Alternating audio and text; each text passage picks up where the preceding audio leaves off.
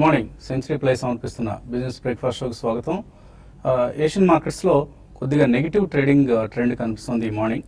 Last night US markets కూడా slightly నెగిటివ్గా close అయ్యి, నాస్డాక్ ఫ్లాట్గా క్లోజ్ అయింది.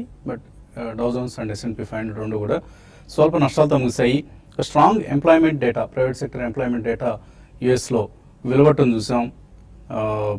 ఆల్మోస్ట్ మార్కెట్స్ 2 లక్షల ఉద్యోగాలు కొత్తగా ప్రైవేట్ సెక్టర్లో వస్తాయని అనుకుంటే 2,98,000 జాబ్స్ వచ్చాయి. సో చాలా స్ట్రాంగ్ డేటా వచ్చింది. దీంతో రేట్ హైక్ మార్చి 14, 15 జరగనున్న ఫెడరల్ రిజర్వ్ మీటింగ్లో వడ్డీ రేట్ల పెంపు తప్పనిసరి అన్న అంశాన్ని ఈ డేటా రుజువు చేస్తుంది. మరోవైపు క్రూడ్ ప్రైసెస్ బాగా పడిపోయాయి. Last night almost 5% fall in crude prices కనిపిస్తుంది.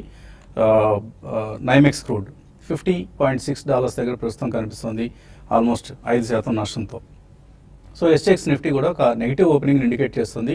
మేబీ 40-50 పాయింట్ల వీక్ ఓపెనింగ్ను మనం మార్కెట్స్లో ఇవాళ చూడబోతున్నాం.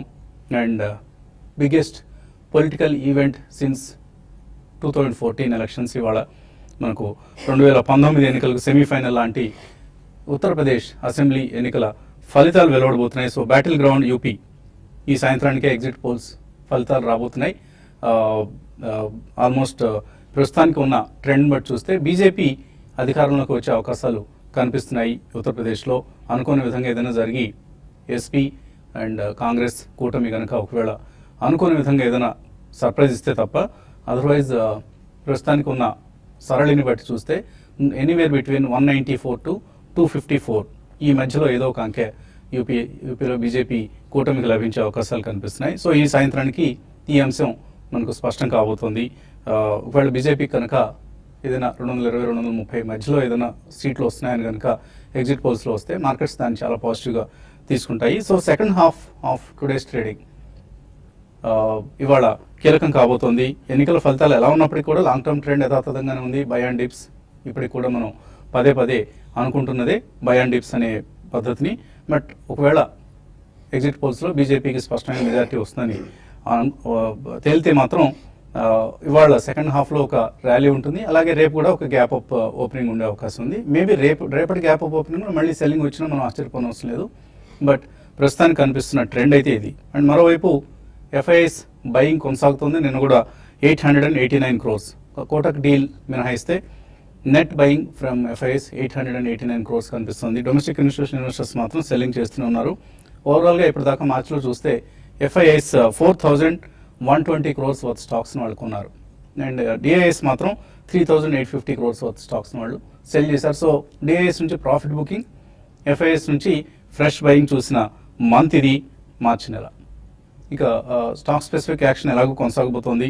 సో క్రూడ్ ప్రైసెస్ ఇవాళ పడిపోయాయి కాబట్టి క్రూడ్ యూజర్స్ ఎవరైతే ఉన్నారో ఏవియేషన్ కంపెనీస్ కావచ్చు, పెయింట్ కంపెనీస్ కావచ్చు, ఆయిల్ మార్కెటింగ్ కంపెనీస్ కావచ్చు, ఇటువంటి కంపెనీస్ అన్నీ వాళ్ళ లైమ్లైట్లో ఉంటాయి.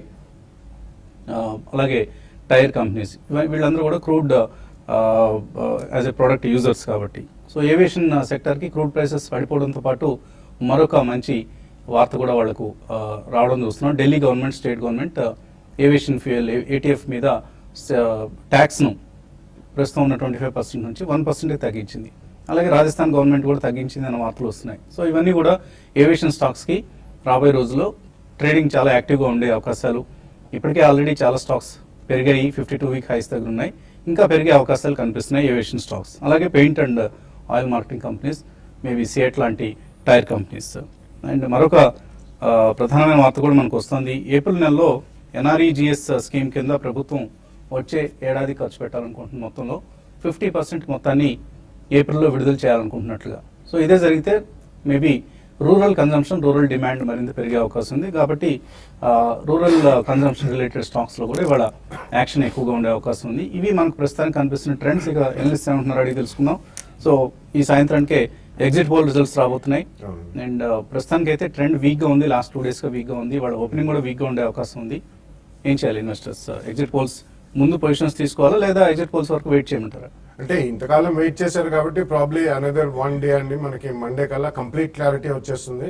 But otherwise also exit polls definitely most of the సూచికలన్నీ కూడా బీజేపీకి అప్పర్ హ్యాండ్ ఉంటుందనే చెప్తున్నారు. డెఫినెట్లీ ఐ థింక్ ఇవాళ రేపు వెయిట్ చేయడంలో తప్పలేదు. ఇన్ కేస్ ఏదైనా ఒకవేళ స్ట్రాంగ్ ర్యాలీ మనం చూసినా ఈ రోజు ఈవినింగ్ ఎగ్జిట్ పోల్ పాజిటివ్ గా బీజేపీకి వచ్చిన it will be sold into, ఎందుకంటే మనకి కరెక్షన్ లేకుండా మార్కెట్ పెరిగింది కాబట్టి I don't think it's going to be one way run in the next 1 week also. కొద్దిగా కరెక్షన్ ఉంటుంది. So definitely wait for a day, తర్వాత మీరు పొజిషన్స్ తీసుకోవచ్చు. అంటే పెద్ద మొత్తం కమిట్ చేయాలనుకున్న వాళ్ళు definitely I think this is a market which is on a very positive trajectory అండి.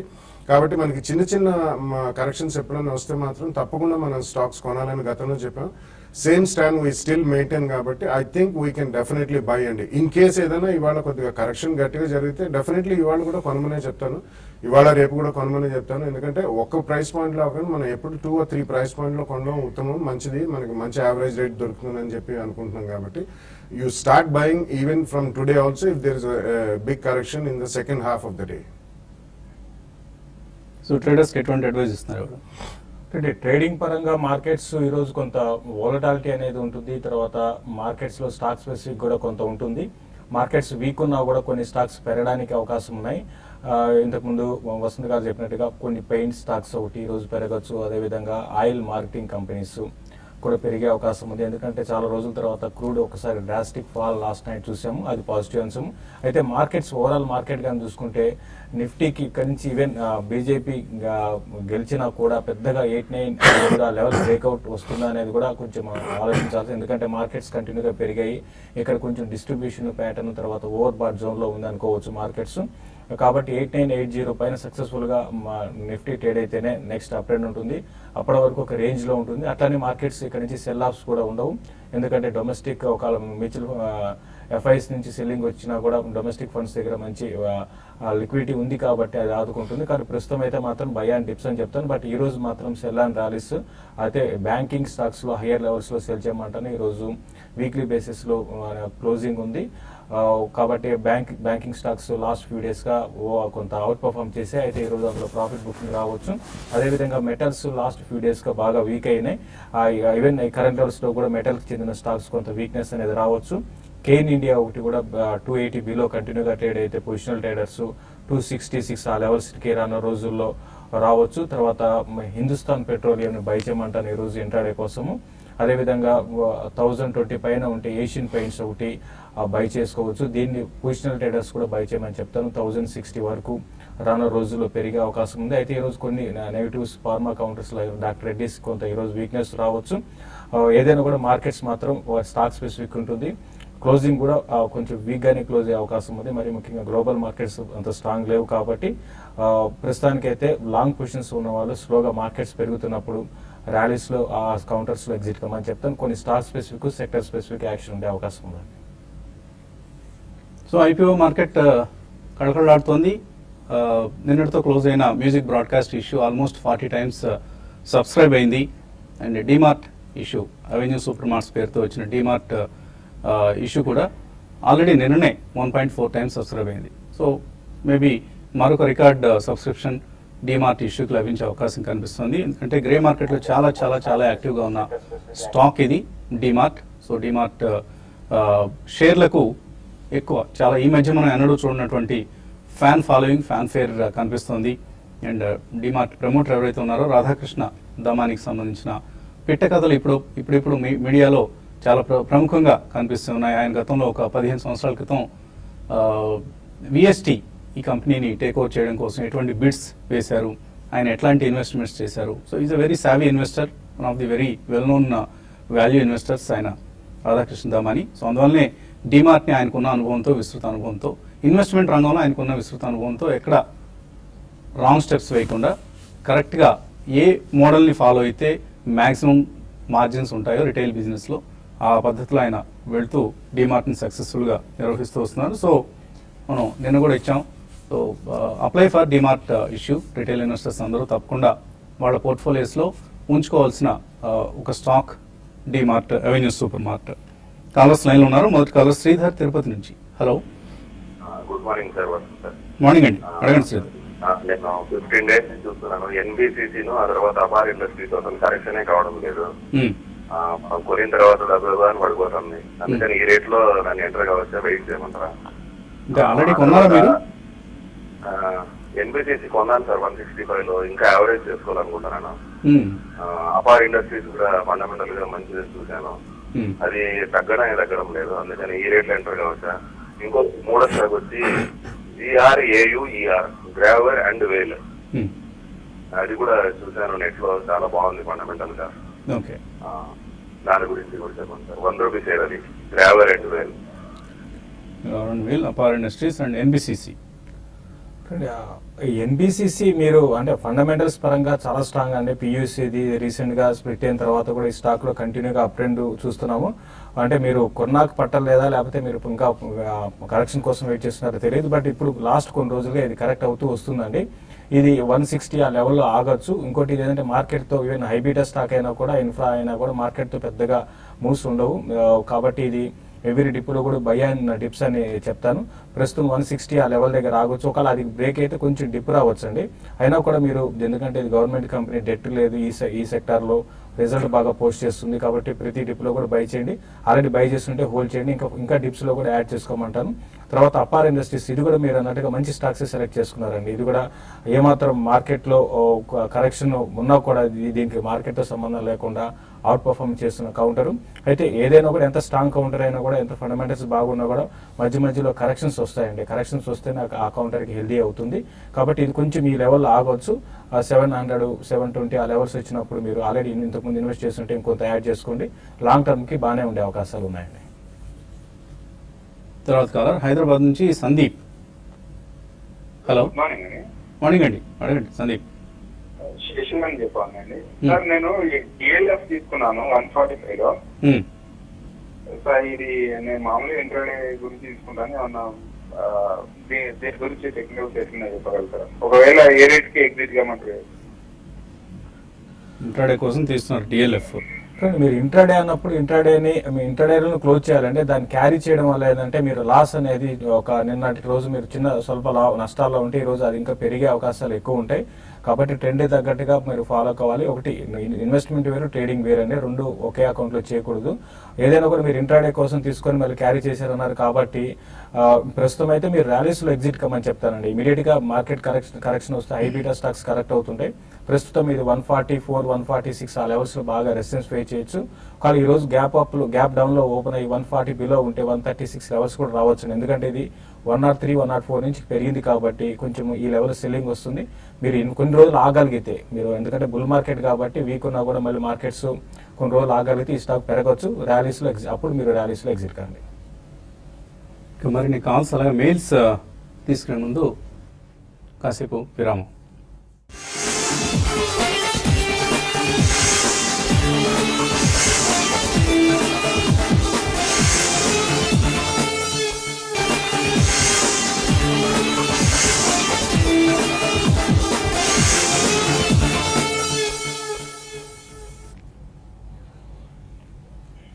సెంచరీ ప్లై సమర్పిస్తున్న బిజినెస్ బ్రేక్ఫాస్ట్ షోకి తిరిగి స్వాగతం. స్టాక్స్ టు వాచ్ లిస్ట్లో ఇవాళ డాక్టర్ రెడ్డీస్ ల్యాబ్స్, నిన్న ఓకార్డ్ అయితే ఇవాళ డాక్టర్ రెడ్డీస్ ల్యాబ్స్, ఎందుకంటే కంపెనీకి ఉన్న ఆన్కాలజీ ఫార్ములేషన్ యూనిట్ దువాడలో ఉంది. ఇది విశాఖపట్నం సమీపంలో ఎస్సీజెడ్లో. సో ఆ ఫెసిలిటీకి సంబంధించి యూఎస్ఎఫ్డీఏ ఇన్స్పెక్షన్ కంప్లీట్ అయిన 13 అబ్జర్వేషన్స్ వచ్చాయి. ఇవి ఎటువంటి అబ్జర్వేషన్స్ అనేది కంపెనీ వెల్లడించలేదు, కాకపోతే నెగిటివ్గానే ఉంటాయి డెఫినెట్లీ. దాని ప్రభావం ఇవాళ స్టాక్ మీద నెగిటివ్గా ఉండే అవకాశం ఉంది. అలాగే వచ్చే నెలలో మళ్ళీ పైడి భీమవరం ఫెసిలిటీని కూడా యూఎస్ఎఫ్డీఏ టీం విజిట్ చేస్తున్నట్టు. సో ఇవన్నీ కూడా రెడ్డీస్ ల్యాబ్స్ సంబంధించిన నెగిటివ్ డెవలప్మెంట్స్. అండ్ నాట్కో ఫార్మాకి మాత్రం ఒక పాజిటివ్ న్యూస్ మనకు కనిపిస్తుంది. కంపెనీ బాయర్ ప్రొడక్ట్స్ ఏవైతే వాటికి జెనరిక్స్ వెర్షన్ రిలీజ్ చేసిందో వివాదం Delhi high court in favour of Natco ఇచ్చింది.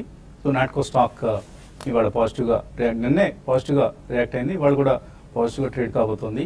అండ్ ఐ థింక్ రాజేంద్ర గారు ఇచ్చినట్లు గుర్తు పొజిషనల్ కాల్ ఇచ్చారు 2 days బ్యాక్ నాట్కో ఫార్మాకి.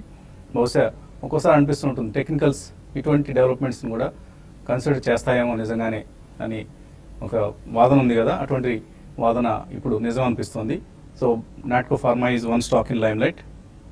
ఇలా రకరకాల స్టాక్స్ ఇవాళ మనం ఇందాక అనుకున్నట్లుగా క్రూడ్ ఆయిల్ ప్రైసెస్ ఫాల్ కారణంగా aviation, tyre stocks, paint stocks, OMCs ఇటువంటి స్టాక్స్ అన్ని ఇవాళ యాక్టివ్గా ట్రేడ్ అయ్యే అవకాశాలు కనిపిస్తూ ఉన్నాయి.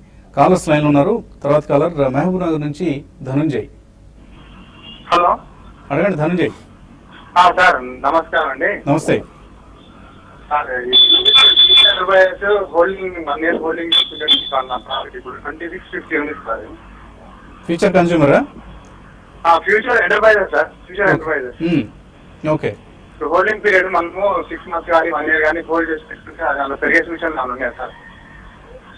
సో నిన్న చాలా భారీగా పెరిగాయి రిటైల్ స్టాక్స్ అన్నీ కూడా, ఇంక్లూడింగ్ వీమార్ట్ లాంటి స్టాక్స్, ఫ్యూచర్ రిటైల్ లాంటి stocks. Thanks to DMart IPO almost V-Mart అయితే 18% పెరిగింది నిన్న. సో ఈ నేపథ్యంలో 19 అంటే 20% సర్క్యూట్ దాకా కూడా వెళ్ళి రిలీజ్ అయింది. సో ఫ్యూచర్ ఎంటర్ప్రైజెస్ పరిస్థితి ఏంటి? ఐ థింక్ మీరు అన్నట్టు ఐ థింక్ ఈ లైమ్ లైట్ లో ఉంది డీమార్ట్ ఐపీఓ గురించి, ఇవన్నీ కూడా యాక్షన్ బాగా ఉందండి. బట్ దానికి ఈక్విటీ చాలా పెద్దదండి. It's almost close to 1000 crores equity. So ఈ కారణం వలన లాస్ట్ 6 months to 1 year తీసుకుంటే ఇది బాగా పెరిగిన స్టాక్ అండి. సో పెరుగుతుందా ఇక ముందర? డెఫినెట్లీ పెరిగే అవకాశం ఉంది, కానీ చాలా లిక్విడిటీ ఎక్కువ ఉంది కాబట్టి డెఫినెట్లీ కొద్దిగా సెల్లింగ్ కి గురవుతుందండి. So immediately కొనొద్దు. మీరు ఒకవేళ కొనదలుచుకుంటే కొద్దిగా కూల్ డౌన్ కానివ్వండి, ఎందుకంటే ఆల్మోస్ట్ అబౌట్ 40 to 50% పెరిగిన స్టాక్ లాస్ట్ 1 year లో కూడా. So just wait for a cool down, దాని తర్వాత కొనొచ్చు. బట్ ఒకవేళ రీటైల్లోనే మీరు పార్టిసిపేట్ చేయాలనుకుంటే దెర్ ఆర్ బెటర్ స్టాక్స్ అండి. ఇమీడియట్లీ మాత్రం కొనొద్దు, wait for the stock to cool down. Probably ఇక్కడ నుంచి ఒక 15 to 20% కరెక్షన్ వచ్చినప్పుడు you can buy it. But this is more a tradable share rather than a pure play investment. So మన దేశం అభివృద్ధి చెందుతున్న దేశం అని అనుకుంటూ ఉంటాం. అభివృద్ధి చెందుతున్న దేశంలో బాగా వేగంగా అభివృద్ధి చెందుతున్న నగరాలు ఏవి? 8 cities మన దేశ సంపదలో 42% సంపద ఈ నగరాల్లోనే కేంద్రీకృతమైంది. సో పెరుగుతున్న అర్బనైజేషన్కి ఇది ఒక నిదర్శనం. టాప్ 8 cities ఏంటి వెల్త్ క్రియేషన్లో అని చూస్తే first place goes to obviously Mumbai ప్రస్తుతం వెల్త్ ఎంత అంటే 55.76 లక్షల కోట్ల రూపాయలు. 13.2% ఆఫ్ టోటల్ వెల్త్ ముంబైలో కేంద్రీకృతమైంది. సెకండ్ ప్లేస్లో ఉంది Delhi, 7.3% of total wealth with 30.6 lakh crores. So second place ముంబైకి ఢిల్లీకి మధ్య వ్యత్యాసం ఆల్మోస్ట్ 25 లక్షల కోట్ల రూపాయలు. థర్డ్ ప్లేస్లో ఉంది Bengaluru, 21.76 lakh crores. And countries total వెల్త్లో 5.2% బెంగళూరులోని కేంద్రీకృతమైంది. తర్వాత ప్లేస్లో close neck to neck competition between Bengaluru and హైదరాబాద్లో 21.08 lakh crores. జస్ట్ ఒక 68,00,000 కోట్లు పెరిగితే మనం బెంగళూరుని మించిపోయేవాళ్ళం. So nevertheless 5% of total wealth హైదరాబాద్లో కేంద్రీకృతమైంది. So fourth wealthiest city in the country ఏంటి అంటే మన Hyderabad. So we are all proud of it. ఇంకా హైదరాబాదీలు మరింత వెల్త్ క్రియేట్ చేయాలి, త్వరలో బెంగళూరును కూడా మించిపోవాలని కోరుకుందాం. తర్వాత కాలర్ హైదరాబాద్ నుంచి Ravi. Hello sir, good morning sir. Morning అండి, అడగండి రవి. సార్ నేను ఫ్రెష్ ఇన్వెస్టర్ ని.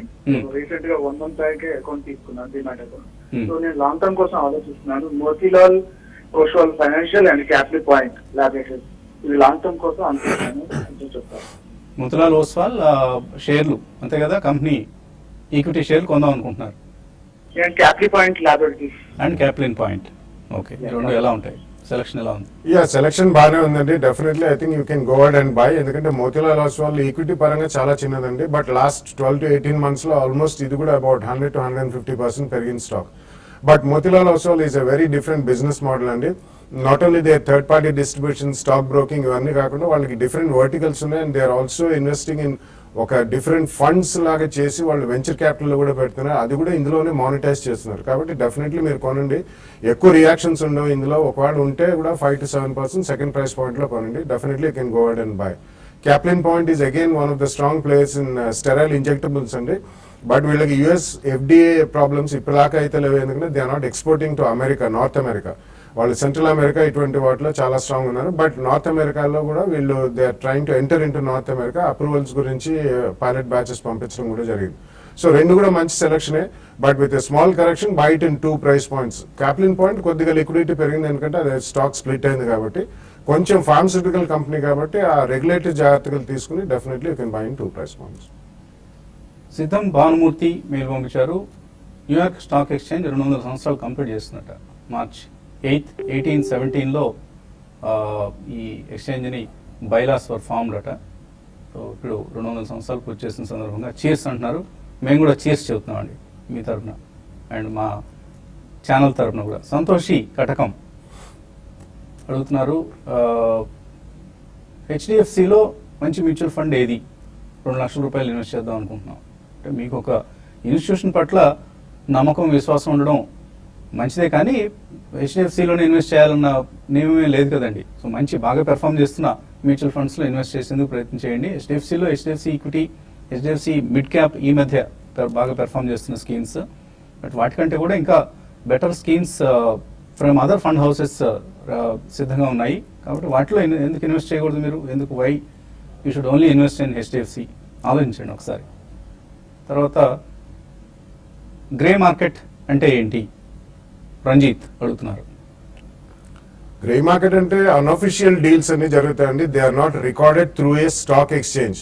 అంటే గతంలో మనం డబ్బా ట్రేడింగ్ అని అనే అది ఇప్పటికి కూడా స్వల్పంగా అక్కడిక్కడ జరుగుతుంది. గ్రే మార్కెట్ అంటే it's only oral deals and paper deals, but nothing is recorded via stock exchange or a member of the stock exchange. కాబట్టి జనరలీ గ్రే మార్కెట్ లో మనకి ఐపీఓ ప్రీమియమ్స్ అనేది ఒక సూచన ఇస్తాయండి.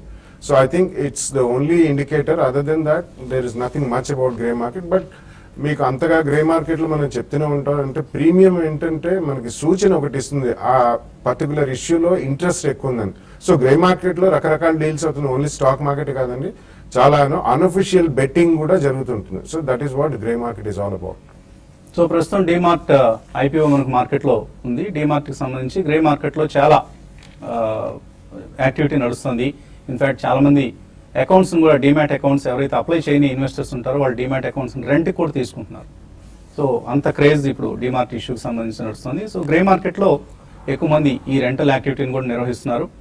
అయితే ఇప్పుడు తాజాగా ఒక నియమం పెట్టుకున్నారట, ఓన్లీ సబ్స్క్రిప్షన్ అలాట్ అయిన అకౌంట్స్కి మాత్రమే రెంట్ పే చేస్తారట. ఒకవేళ అలాట్ కాకపోతే ఎటువంటి రెంట్ కూడా పే చేయరట. ఇంకా రకరకాల ఇన్ఫర్మేషన్ని మనం షేర్ చేసుకుందాం మళ్ళీ యూట్యూబ్ ప్రసారాల్లో కలిసిన తర్వాత. యూట్యూబ్ ప్రసారాల్లో ఈ డీమార్ట్, గ్రే మార్కెట్ ఇటువంటి అంశాలే కాకుండా ఇంకా చాలా ఆసక్తికరమైన మెయిల్స్ కూడా వచ్చాయి. మెయిల్స్కి సంబంధించిన సందేహాలకు సమాధానాలు ఉంటాయి. అండ్ అలాగే వచ్చే ఆదివారం TV5 నిర్వహిస్తోంది ఒక ఫండమెంటల్ అనాలిసిస్ సంబంధించిన వర్క్షాప్. ఈ వర్క్షాప్ సంబంధించిన డీటెయిల్స్ అన్నీ కూడా profitotrade.in లో ఉన్నాయి. Keep watching TV5.